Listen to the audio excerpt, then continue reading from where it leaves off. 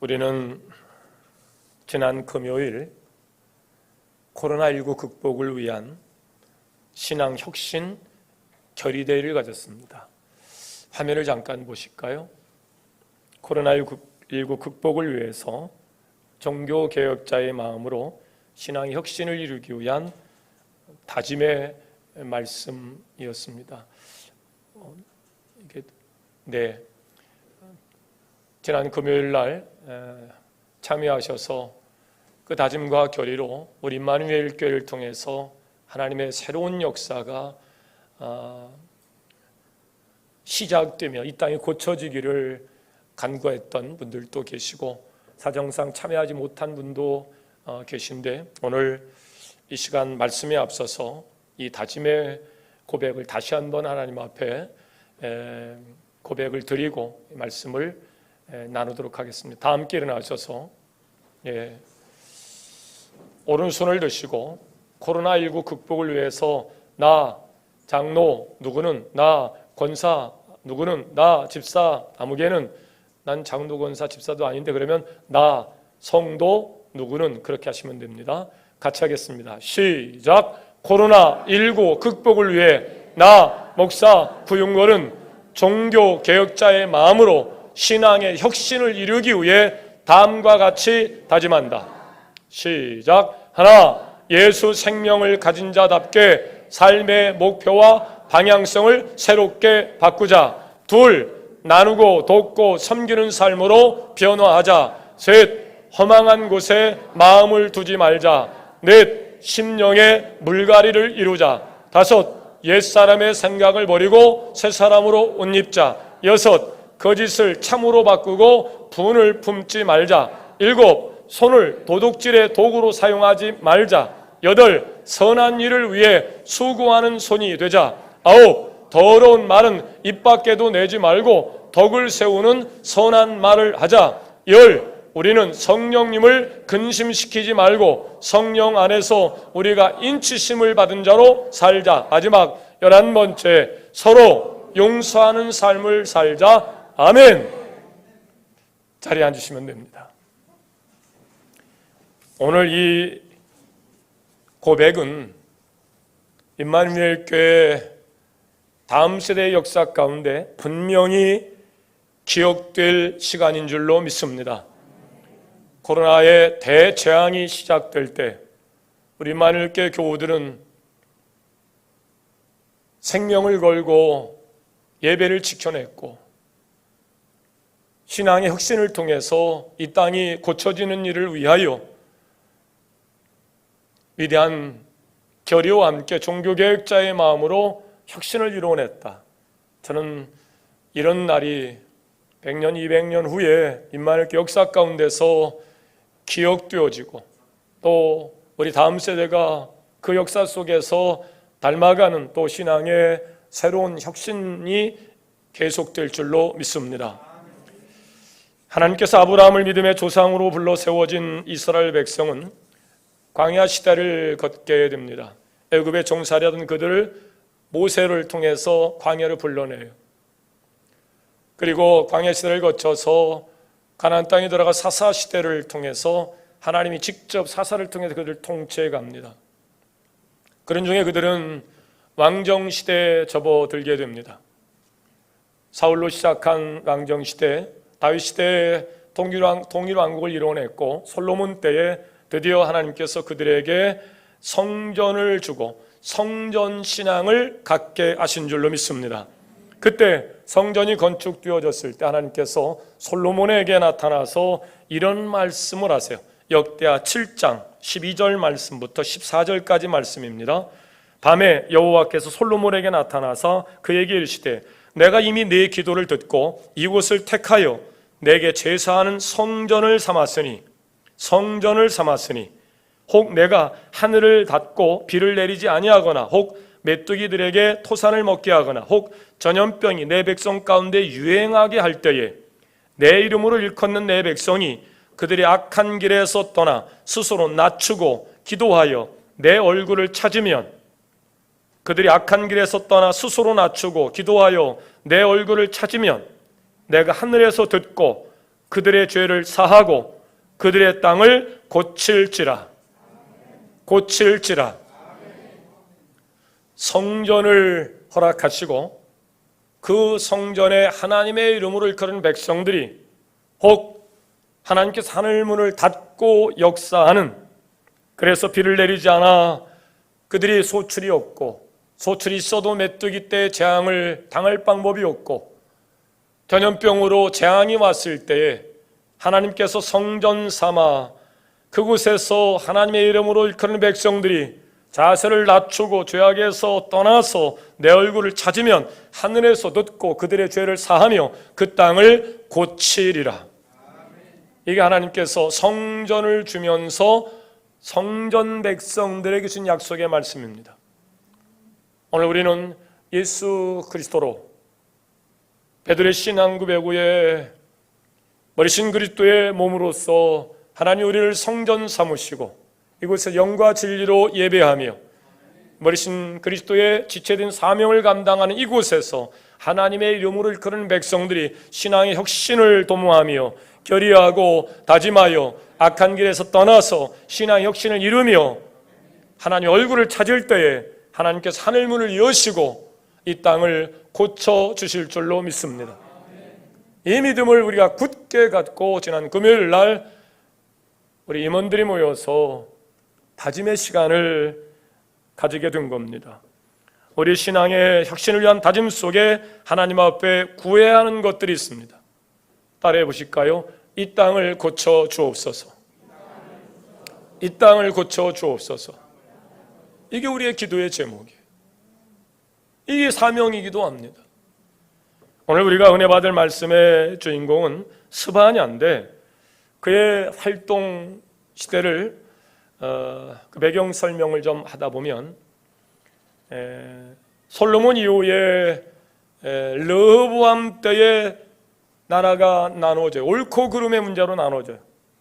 야, 성전 짓느라고 우리가 얼마나 어려웠는지 몰라. 우리에게 좀 자유를 다오. 일을 좀 줄여다오. 그럼 르호보암이 지혜롭게 했어야 되는데 에이, 저는 믿음이 없는 사람들 가지고 내가 뭔 일을 하겠을까? 할까? 그리고 그 얘기를 듣지 않아요. 자기 비탄 또래를 듣고 내가 누군데 하나님의 세워진 자가 하나님 없이 자기의 힘을 과신합니다. 백성들의 마음이 그에게 떠나서 그 그름의 문제로 북이스라엘로 남유다로 나눠져요.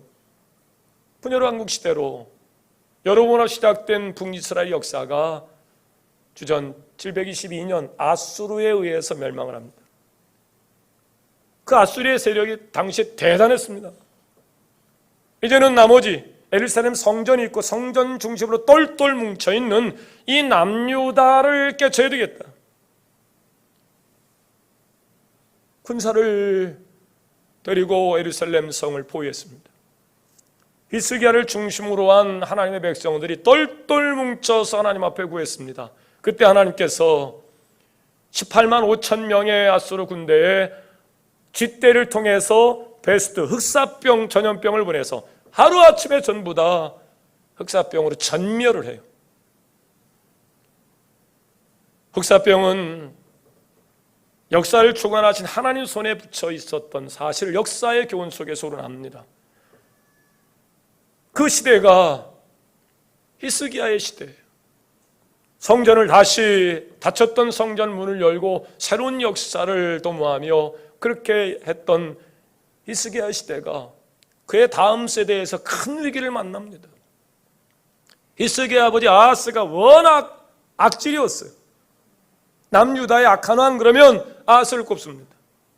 근데 하나님께서 히스기야 때 새로운 역사를 시작했지만 그 위기를 그들이 넘어가지 못하고 그 아들 므낫세와 그의 또 아들 이 아몬이 아주 손가락을 꼽으면 꼽을수록 악한 왕의 이름 가운데 들어가는 그 아몬의 아들로 요시야가 태어나요. 근데 그 당시에 성전 신앙으로 살던 그들이 어느 순간 성전 신앙은 없어지고 성전을 열긴 열었는데 어떻게 열었느냐? 이방신을 섬기는 신전으로 열어놔요. 그들은 여호와의 이름으로 가나안 땅에 들어가서 여호와의 신을 섬기는 하나님의 나라인데 이 가나안의 토속신 바알신을 섬기기 위해서 우상의 형상을 성전에 만들어 놓고 숭배하는 거예요. 가증한 행위가 성전 안에서 일어나기 시작합니다. 바알신이 잠들었을 때 그 신을 깨워야 비가 내리지. 근데 그 신을 깨우기 위해서 바알신을 섬기는 사람들이 집단 성교를 합니다. 그래서 지금도 이 사이비 이단의 악한 영들의 부류들은 꼭 성적 사건이 일어나요. 그래서 그 성적 기운으로 잠자는 신을 깨워서 내리는 것이 그들에게 농사를 지을 수 있는 비라고 생각한 거예요. 그러니 이 성전이 어느 정도로 악하고 가증한 영에 제압당했을까 생각해 보세요. 그렇게 므낫세의 악한 일들로 이스라엘 백성은 철저히 그 신앙이 무너져 갈 때에 55년의 통치 가운데 결국 므낫세가 죽고 그 아들 아몬이 그 다음 왕위로 즉위하는데, 워낙 이 가증하고 악한 영의 역사에 백성들이 진절머리를 치다가 군사들의 반란으로 아몬이 통치 2년 만에 죽습니다. 그리고 8살밖에 되지 않는 이 요시아가 왕위로 즉위하게 돼요. 가문으로는 재앙입니다. 저주입니다. 근데 역사를 주관하신 하나님께서 이 남유다에 왜 이런 변고를 일으키실까? 우리의 삶의 위기는 기회일 수 있고 환난은 축복일 수 있음을 믿으시길 바랍니다. 어떻게 하나님께서 이 위기를 전개해 나가시는가? 당시 8살밖에 되지 않던 이 요시아가 왕이 됐을 때 그 나라 통치가 어떻겠어요? 이루 말할 수 없는 위기가 왔을 것 아닙니까? 아까도 얘기했듯이 이 아수르가 북이스라엘을 점령하고 다시 남유다를 침입한 적도 있었고요. 주변 국가들이 굉장히 강대했어요. 근데 하나님께서 그 위기 가운데 하나님은 스바냐를 하나님의 사람으로 세워서 요시아에게 붙여서 그를 위대한 종교개혁자로 세워가는 것을 보면서 이 위기가 어찌 보면 기회일 수 있다는 생각 속에서 이 코로나의 대재앙의 위기 가운데 우리는 소망을 찾고 기회를 찾고 그렇게 새로운 역사를 꿈꿔야 될 줄로 믿습니다. 오늘의 주인공 스바냐는 그런 위기 속에서 유다의 악행을 지적합니다. 앞서 말씀드린 것 같이 요시아의 조부 므낫세는 선친인 히스기야의 신앙을 따르지 않고 도리어 조부인 아하스의 우상 숭배를 따랐고 아하스보다 더 심각하게, 그래서 흰놈의 골짜기에서 자녀를 그 신에게 산채로 죽여 바치는 제사도 두려워하지 않았어요. 얼마만큼 악해지면 이럴 수 있을까? 왕이 이렇게 우상을 숭배하자 백성들은 더더욱 우상을 숭배하기 시작했고, 스바냐 1장 4절에 그마림이라는 단어가 나옵니다. 그것은 바알 숭배의 제사장들을 높이 부르는 호칭이에요. 그러니까 교회 바깥에서는 그럴 수 있어요. 빨간 깃발, 하얀 깃발 꽂고 무당집에 좋아하는 사람 찾아가기도 하겠죠. 근데 하나님을 예배하는 성전에 그들의 이름이 높여지고 그 가증한 영이 예배당 안에서 숭배된다고 생각해 보세요. 오늘도 그에 못지않은 일들이 일어나고 있습니다. 성결대학 교수라는 사람이, 성결대학은 대한민국에서 시작한 그런 교단이에요. 한 80만 정도의 성도의 아주 좋은 교단입니다. 근데 신학교에 교수가 이상한 교수가 돌아가지고 우리도 예수도 보살이다. 그러니 우리만 보살이냐? 보살은 주로 어느 동네에 사용하는 용어예요? 불교에서 사용하는 거 아니에요. 그러니까 그쪽 절이 불났다고 모금 운동을 하고 서로 그렇게 교류하면서 아이고 우리만 구원 있는 게 아니고 거기도 이 종교다원주의에 깊숙이 빠진 자들의 이 잘못된 신앙관이, 이 신학이 지금 대한민국을 덮어가고 있어요. 30여 년 정도 됐거든요. 그 신학이 시작될 때. 그 문화생들이 지금 교회에 들어가서 목회를 하고 지도자가 되면서 이게 악한 일인지도 모르고 말이죠. 지금 종교 다원주의에 빠져가지고 모든 종교에 다 구원이 있다. 그들의 호칭을 높여가면서 지금 그들이 우상 숭배에 빠진 거예요. 하나님의 백성들이 바알 제사장을 명예롭게 높인다는 것은 어떻게 된 거예요? 그것을 인정하는 거예요. 그만큼 백성들 사이에서 바알 숭배가 뿌리 깊게 놓여졌다는 얘기인데 1장 5절 보면 지붕에서 하늘의 뭇별을 경배하고 숭배하는 자들을 고발한다. 이게 뭐 이루 말할 수 없이 범신론적 사고에 의해서 모든 것이 신이 될 수 있는 거예요. 우리도 예전에 그런 삶이 있었어요. 다스리고 정복하고 생육하고 번성하는 권세를 하나님 우리에게 줬는데 다스려야 할 존재 앞에 가가지고 나무한테, 소나무한테 나를 좀 다스려달라고 치성을 드리고 비는 일들, 이게 우상 숭배에 빠지면 이런 일이 벌어지는데 다른 나라 다른 백성은 그럴 수 있어요. 하나님이 아브라함으로부터 세워졌던 하나님의 나라, 하나님의 백성이 어떻게 우상을 숭배하며 우상 숭배자들을 높이며 그렇게 살아갈 수가 있을까? 이게 완전히 타락한 거예요. 우리 시대에 지금 다르지 않는 현상들이 곳곳에서 일어납니다. 1장 9절의 말씀에 왕자들과 방백들의 하수인들이 주인들의 비유를 맞추게 타인의 집을 마음대로 침입하여 하나님의 형상을 따라 공의와 정의와 사랑의 축을 가지고 나라를 다스리고 그 윤리와 도덕이 만들어진 것이 세상에 살아가는 가치가 되어야 되는데 하나님 없이 사는 사람들이 무슨 철학이 있고 무슨 사상이 있어요? 내세가 없는데 에라이 먹고 죽은 귀신은 때깔도 좋다. 이 땅에서의 삶이 전부이니까요. 그래서 약육강식 적자생존의 법칙에 싸우고 다투고 전쟁하고 도덕질하고 싸우는 거예요. 법이 어디 있어요? 다 자기 하고 싶은 대로 진영 논리에서 싸우는 것이죠. 요즘 정치 집단들 하는 거 보세요. 법이 어디 있냐고요. 검찰 법관 다 자기 편으로 세워 자기 하고 싶은 대로 비호하는 비호 세력으로 세우는 것이지 무슨 개혁은 무슨 개혁이에요. 그러니까 이 왕과 고관들을 즐겁게 하기 위해서 도둑질과 약탈을 일삼았다는 거예요. 공무원들은 나라의 건강을 위해서 그렇게 세워져야 되는데 미공개 자료와 정보를 가지고 여러분 이거는 나라를 무너뜨리는 일이에요. 그럴 수 없는 거예요.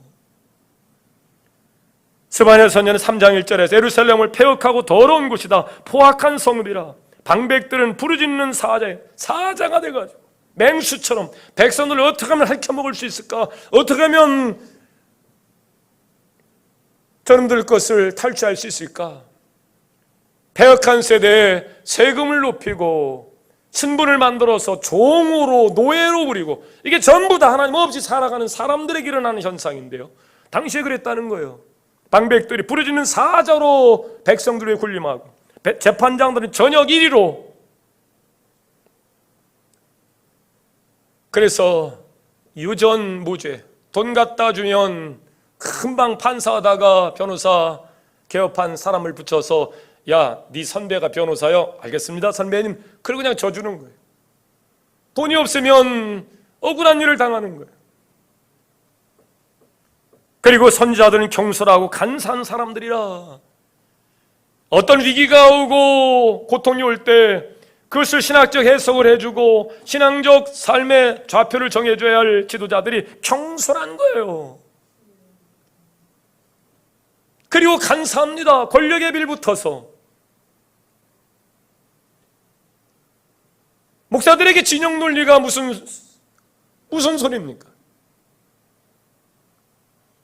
시대의 아픔을 고발하고 어려움들을 얘기해야 되는데 목사들이 스스로 민주당이니 국민의힘이니 이러고 앉아 있으니 목사들의 이야기가 설득력이 있겠어요? 그 소리가 생명의 소리로 들리겠어요? 당시에 그랬다는 거예요. 선지자들은 경솔하고 간사했고 재판장들은 저녁 1위가 되었고 방백들은 부르짖는 사자가 되었고 그러니까 하나님을 떠나고 우상숭배에 빠져있는 그 나라가 그러니까요 전부 다 그 나라가 얼그러지는 거예요. 그러니까 짐승도 하지 않는 일들을 요즘 세우고 법으로 보호하면서 그렇게 가자는 거예요. 완전 깨치겠다는 하나님 나라가 하나님으로 시작된 나라가 깨쳐버리겠다는 거예요. 하나님 형상을 따라 창조된 사람의 얼굴을 다 무너뜨리겠다는 거예요. 이건 있을 수 없는 일이에요. 종교 지도자들은 권력에부터 진영 논리로 설교하고 공무원들은 미공개 정보로 투자해서 이익을 얻고 이제 존경할 만한 정치 지도자들이 없어서 전부 다가 다 지도자입니다. 하나님을 배반하고 폐역하면 폐역은 더러움과 포악을 수반하게 되는데 악한 사람, 악한 사회가 되는 거예요. 여러분, 자녀를 선하게, 옳게, 훌륭하게 양육하고 싶다면 무엇보다도 하나님을 두려워하는 사람으로 양육해야 될 줄로 믿습니다. 저도 어머니가 아직 살아계세요. 지난 금요일 날 생사를 넘나드는 일이 있었습니다. 갑자기 금요일 날 예배 끝나고 전화가 왔어요. 어머니가 지금 위급해서 의식을 잃었는데 병원에 갔더니 1차 24시간 넘기 어렵다 그런다. 폐혈증이라고 하고 이제 그 천공이 생겨서 복막에 이제 문제가 생긴 거예요. 그러니 무슨 아직 세세하게 CT도 안 찍어보고 했지만 무슨 병이든 말기니 24시간 안에 돌아가신 장례를 준비하시든지 본인들이 결정하셔야 됩니다. 이 연락이 왔어요. 전화상으로 서로 막 상의하면서 올라가는 겁니다.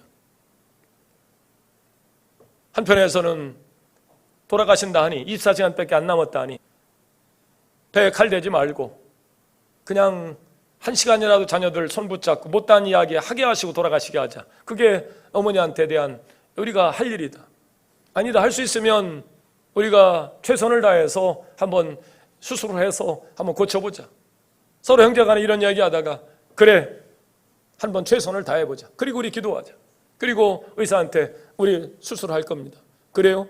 그래, CT 촬영해서 다 보니까 참 이게 순간의 선택이에요. CT를 촬영해서 보니까 폐혈증으로 24시간밖에 안 남았다는 양반이 폐혈증 초기인 거예요. 천공으로 이 구멍 뚫린 거 그거 막으면 세척하면 가능성이 있다는 거예요. 상존율이 얼마예요? 10%? 10%라도 우리는 한다. 그랬더니 수술하고 나서 아유, 수술 잘 됐습니다. 우리 어머니라 나만 좋아하나 보네. 예.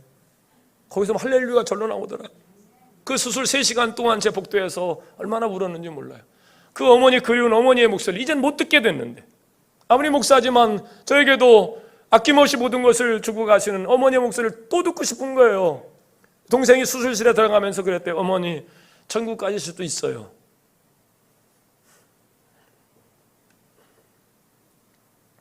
준비하시라고. 알았다고. 동생 손을 잡아가면서 알았다고. 그랬대요. 근데 저도 목소리를 듣고 싶은 거예요. 그래서 어쨌든 수술하자. 그리고 그 어머니 목소리를 듣고 싶은 마음에 제발 마취해서 수술 중에 죽지만 마시고 하루를 살더라도 하나님 우리 어머니 회복시켜 주세요. 그러고 막 간절히 기도하는데 새벽 알람 4시 알람 소리가 들리더라고요. 우리 성도들에게 이걸 부탁할까 하다가 아이고 성도들도 짐이 큰데 코로나에 얼마나 어려움이 많은데 목사의 어머니까지 기도의 제목이 돼서는 되겠는가. 그래서 그냥 우리 권사님한테 한 번만 제가 병원에 와 있어요. 그냥 조용히 기도하다가 가시면 되겠죠. 그날따라 또 부목사님도 또 피곤해서 못 일어나가지고 또 여러분들 그냥 기도하다 가셨는데 제가 그냥 속이 얼마나 그냥 문드러졌는지 몰라요. 근데 의사가 와가지고 수술 잘 됐고요.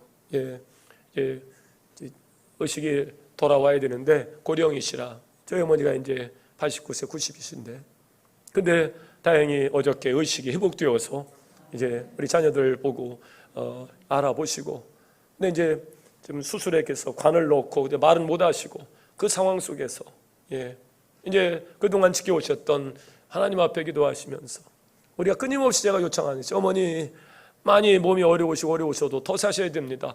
아이고 내가 어려워서 아파서 아니 어머니 자녀를 위해서 조금 더 기도해 주세요. 우리 가정이 조금 더 천국의 모형으로 회복되어 가야 됩니다. 우리 자녀들이 조금 더 천국의 모형으로 회복되어 가니 어머니의 축복이 복이 될 수 있도록 더 많이 기도해 주세요. 지난번에 어머니 쓰러지셔서 형제들도 전부 다 돌아가신다 다 모였어요. 우리 효진이 성미 다 내려와라 바쁜데 내려와 다 내려왔어요. 그래서 어머니 앞에 놓고 손 붙잡고 축복해 주세요. 그러더니 어머니가 또 애들 손 붙잡고 하나님 우리 효진이 축복하시고 또 그막도 축복이도 하는데 얼마나 감사가 되고 좋은지. 누구에게나 어머니는 죽을 때까지 불러보고 싶은 이름이고 큰 위로가 돼요. 아마 자녀들 다 그런 마음을 가질 거예요. 여러분의 자녀들이 선하고 옳고 훌륭하게 양육되어져서 이 시대에 하나님 영광을 나타내는 자로 살아갈 수 있기를 주의 이름으로 축원합니다. 하나님의 말씀으로 가르쳐야 됩니다. 가짜 표창장구에다가 대학 보내서 훌륭한 사람이 되는 게 아니에요. 그렇게 해서 좋은 직장 얻고 가게 되면 그가 아버지의 죄악을 더 발전시킬 가능성이 큽니다. 이제는 표창장이 뭐예요? 뭐든지 다 위조해서 그런 사회로 적어도 법을 책임지는 법무장관의 가정에서 이런 일이 일어나는 것은 이건 우리의 비극입니다. 교회에서 얘기를 해줘야 됩니다. 붉은 선에서 윤리와 도덕을 얘기할 수 있어야 됩니다. 우리나라가 어떻게 가려고 이러냐? 이게 법무장관의 일입니까? 모든 가정이 지금 그 스펙을 준비하기 위해서 그랬다잖아요. 그렇다 하더라도 왜 나만 그래? 그런 면에서 억울함이 있지만 그는 적어도 우리나라의 법을 이야기하는 법무장관이라면 우리는 그에게서 이야기해야 됩니다. 당신 정신 차려야 된다. 왜? 다음 세대를 위해서 정신 차려야 된다. 누구든 내 자녀를 위해서는 비굴할 수 있고 생명을 내줄 수 있어요. 그러나 적어도 그러려고 하면 개인적으로 살아야지. 우리나라의 법무장관이라면 나라의 내일을 위해서 당신 그렇게 하면 안 된다. 이걸 교회에서 얘기해야 됩니다. 전부 다 진영 논리에 빠져서 내 편이면 다 변호하고 이렇게 우리 자녀들을 양육한다면 다음 세대가 있겠는가? 이 스바냐는 하나님의 부름을 받고 당시 약한 세대를 위하여 외치기 시작합니다. 선제의 사명은 바로 그런 거예요. 그러나 외치는 것으로 그 사명을 감당해야 할 선자는 외치는 것으로 끝내지 아니하고 자기 생명을 바쳐서 그들의 함과 함께 동고동락하며 살았던, 눈물 호소하며 생명을 걸고 사명을 감당, 어떤 선자는 매를 맞기도 하고 감옥에 갇히기도 하고 심지어 죽기도 하면서 하나님의 메시지를 전하는 거예요. 돌이켜라, 돌이켜라. 그렇게 살면 안 되는 것이다. 두 번째 스바냐 선자는 요시야 왕에게 아주 지대한 영향을 미쳐서 종교개혁을 탄생하도록 만들어내는데, 히스기야의 아들이자 요시야의 조부인 므낫세는 55년간 유다를 통치해요. 하나님 나라를 지독한 우상 섬기는 나라로 바꿔버렸어요. 각종 우상들을 저녁에 동네마다 신당을 만들어 놓습니다. 하나님의 성전에서 가증한 의식이 행해집니다. 예루살렘 성전에도 이방 제단과 신상을 세우고 이방 제사장들을 높여서 대우하기 시작합니다. 거기에도 신이 있고 구원이 있다고 믿는 거죠. 므낫세가 죽은 후에 왕이 된 그의 아들 아몬이 얼마나 악했는지 왕이 오른 2년 만에 구테타 세력에 의해서 죽어요. 그리고 8살에 불과한 그의 아들 요시야가 왕에 오르게 되는데, 이때 하나님께서 스바냐를 선지자로 불러서 요시야에게 보냅니다. 이 스바냐는 누구냐? 종교개혁의 역사를 이루었던 히스기야의 현손입니다. 그러니까 그 히스기야의 후손이었던 요시야와 친인척 관계예요. 그래서 8살밖에 되지 않고 아버지를 잃고 가문으로서는 재앙이고 비극이었지만 왕에 오른 이 요시야를 히스기야가 찾아갑니다. 그리고 그에게 이야기합니다. 다른 선지자는 쉽게 접근할 수 없었던 왕궁에 쉽게 접근해서 8살 나이에 하나님의 말씀을 가르치기 시작합니다. 그러기 위해서는 먼저 그들의 잘못된 죄악을 깨우쳐주기 위한 과정으로 네 아버지가 얼마나 악한 왕이었는지, 네 할아버지가 얼마나 잘못된 가치관과 세계관으로 우리를 타락시키고 변질시켰는지 그 죄악을 고발하기 시작합니다. 아무리 친척이라 할지라도, 아무리 선자라 할지라도, 아니 요시야가 아무리 어린 나이라 할지라도 자기 아버지 헐뜯는 사람 좋아할 사람 아무도 없어요. 근데 신기하게 하나님이, 역사를 주관하신 하나님이 요시야의 마음에 감동을 줘서 이 스바냐의 이야기가 들려지기 시작합니다. 요시야가 왕이 된 상황은 굉장히 어두웠던 상황이에요. 그러나 선친이 반란의 죽임을 당하고 어려운 상황 속에서 그가 왕위에 오르고 하나님이 스바냐를 통해서 그의 가치관과 생활을 바꿔가는 과정에 역사를 주관하신 하나님이 주변 상황을 정리하세요. 아까도 얘기했듯이 북이스라엘은 아수르에 멸망을 했고, 아수르 세력이 군사를 데리고 남유다를 침범해 올 만큼 아수르의 세력은 강력한데, 신기하게 패전하고 흑사병으로 전염병으로 죽고 도망갔던 이 아수르의 세력, 그 다음부터 별반 힘을 못 써요. 바벨론은 최대 605년까지 지도력을 발휘하지 못합니다. 유다의 위협이 되지 않아요. 아람이나 북이스라엘 이미 아수르에 멸망한 상태이기 때문에 서로 자기 나라 세워가려고 이 유다가 굉장히 약해진 거거든요. 8살에 왕이 세워졌으니까 야, 한번 집어먹어봐? 그럴 수 있을 텐데 역사를 주관하신 하나님께서, 주변 나라의 정사를 하나님께서 주관하셔서 이제 요시아가 아주 어릴 적 8살부터 스바냐의 양육을 받아가면서 새로운 역사의 개혁자로 사용될 수 있도록 제목으로 커가는 일에 하나님이 섭리하시고 역사하신 줄 믿으시길 바랍니다. 역대하 34장 3절에 보면 왕이 있은 지 8년에 그의 정 다윗의 하나님을 비로소 찾았다. 8살에 왕이 돼서 8년 동안 스바냐의 영향을 받고 16살에 그가 드디어 다윗의 하나님, 그렇게 세워진 성전의 하나님을 그가 찾게 되었다는 거예요. 그리고 유다와 예루살렘을 비로소 정결유식을 통해 하나님 이 나라를 사용하여 주옵소서, 이 백성을 사용하여 주옵소서, 우리는 아브라함에 의하여 열방국가를 구원한 나라로 우리를 부르셨는데 우리 어떻게 하다가 이렇게 망가졌는데 다시 이 나라를 정결케 하셔서 신앙의 혁신을 통해서 쇄신을 통해서 새로운 하나님 앞에 쓰임받는 나라가 되기를 결의를 합니다. 그러므로 하나님께 스바냐를 통해서 그들의 죄악이 얼마나 무서운가를 깨닫게 되었던 요시아가 바알 제단을 헐어버립니다. 우상 숭배에 필요했던 모든 집계들 전부 다 불태없애버립니다. 그 우상들 바 가루를 만들어가지고 그 제사하던 제상자 등들의 무덤에 갖다 뿌려버립니다.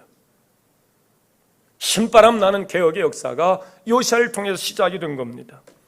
이렇게 철저하게 우상을 제어한 후에 18년째에 하나님의 전을 수리하기 시작합니다. 드디어 이제는 성전 중심, 예배 중심, 시작. 어느 시대에 어디를 가든 성전 중심의 신앙은 하나님 함께 하시는 신앙이요, 예배 중심의 삶은 승리하는 삶인 줄로 믿습니다. 코로나가 어제 오늘의 이야기가 아니라면 이제는 더 이상 코로나 핑계하지 마세요. 여러분의 믿음을 핑계하십시오. 성전 신앙을 떠나서는 온전한 신앙을 가질 수도 없거니와 그 신앙은 다음 세대의 본이 되지 않습니다. 생명을 걸고 성전을 지키며 예배를 수호했던 믿음의 사람들에 의하여 역사 속에서 우리는 성전 신앙을 갖게 되었고 예배를 갖게 된 줄로 믿습니다. 드디어 성전을 수리해 성전 신앙을 백성들이 갖게 되었다. 성전을 수리하는 게 깜짝 놀랄 만한 일을 만납니다. 책을 하나 만났는데 그 책이 지금 하면 성경책이에요.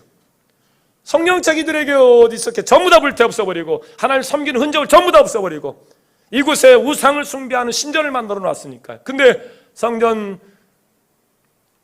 썩은 마루 밑에서 율법책이 발견되는데 그 율법책 읽어보니까 가슴을 쳐야 할 일이에요. 누가 그동안 가르쳐준 사람이 없었어요. 얘기해준 사람이 없어. 왜 전부 다 타락했으니까.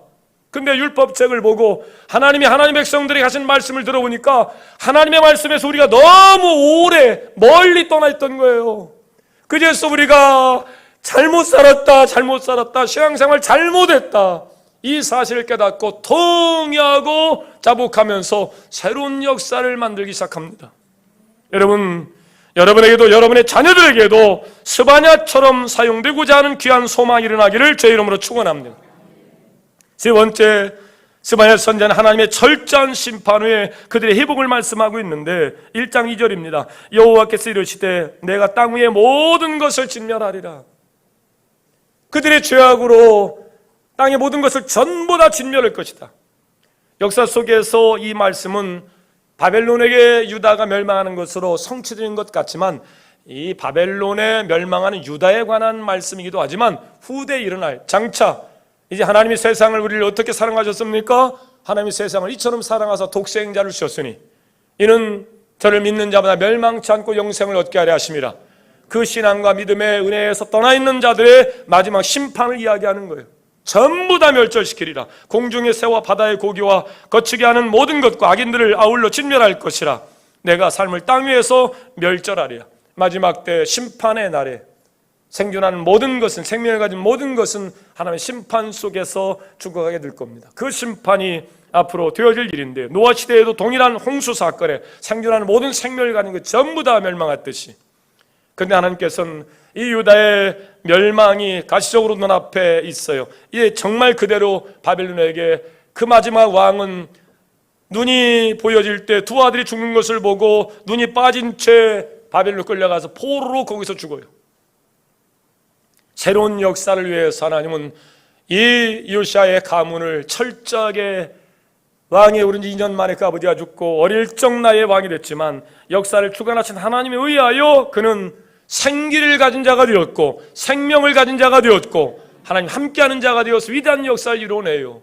하나님에 의하여 세워진 유다가 끝내는 멸망의 바빌론의 포로로 끌려갑니다. 70년 포로 생활합니다. 그러나 그런 중에도 하나님이 세우신 자가 있었습니다. 생명을 건 결단의 예배를 소중히 여기서 매일 예루살렘을 향하여 문을 열고 그곳에 하나님 앞에 예배하고 기도하는 일 결례하였던 다니엘을 중심으로 한 사람들, 그 발강가에서 그들은 모여서 하나님이 역사하여 주옵소서, 이 땅을 고치시고 다시 회복할 수 있도록 역사하여 주옵소서. 기도 가운데 살던 사람을 70년 후에 하나님 고레스의 마음에 감동을 주어서 그들이 다시 유다로 송환해서 고레스에 의해서 페르시아의 세금이 성전 짓는 일에 사용되면서 그들의 회복을 위해서 하나님께서 역사하신 줄로 믿습니다.